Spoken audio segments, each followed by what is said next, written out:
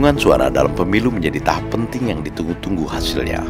Dalam tahap ini, kita sering mendengar beberapa istilah yang muncul seperti real count, quick count, dan exit poll. Ada beberapa perbedaan dan persamaan dalam ketiga metode penghitungan suara tersebut.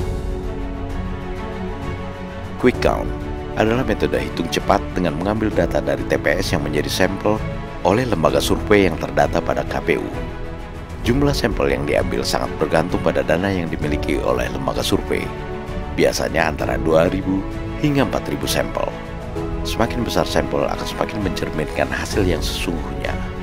Namun besar sampel harus diiringi juga dengan sebaran sampel yang mencerminkan prinsip keterwakilan. Lembaga survei akan menempatkan relawan pada TPS-TPS yang menjadi sampel.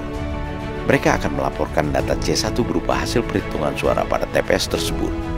Data dikirim langsung ke pusat data dan diolah dengan analisa statistik sehingga bisa didapat hasil secara cepat dan tetap dapat dipertanggungjawabkan. Exit poll juga menerapkan prinsip keterwakilan seperti quick count. Bedanya bukan hasil perhitungan suara yang dihitung, namun akan ada surveyor yang bertugas bertanya mengenai pilihan suara pemilih sesaat setelah keluar dari bilik suara. Exit poll pada dasarnya menggunakan metode survei untuk mengumpulkan data pilihan pemilih. Tentu saja penerapan prinsip random atau acak pada survei serta keterwakilan sampel secara proporsional akan mempengaruhi seberapa kuat hasil exit poll sesuai dengan real count.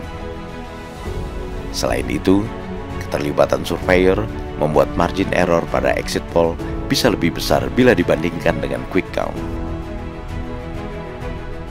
Menjadi masalah ketika pencoblosan tidak dilaksanakan serentak, seperti pemilih di luar negeri yang memberikan suaranya lebih dulu. Hasil exit poll dari pemilih luar negeri tersebut bisa mempengaruhi pilihan pemilih di dalam negeri yang belakangan melaksanakan hak pilihnya.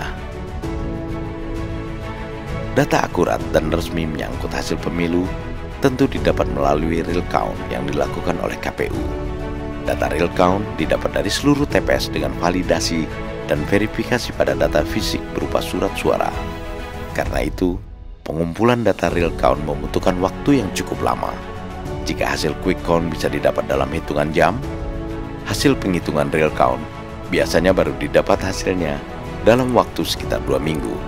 Namun, itulah hasil resmi yang akan menentukan siapa yang terpilih dalam pemilu 2024.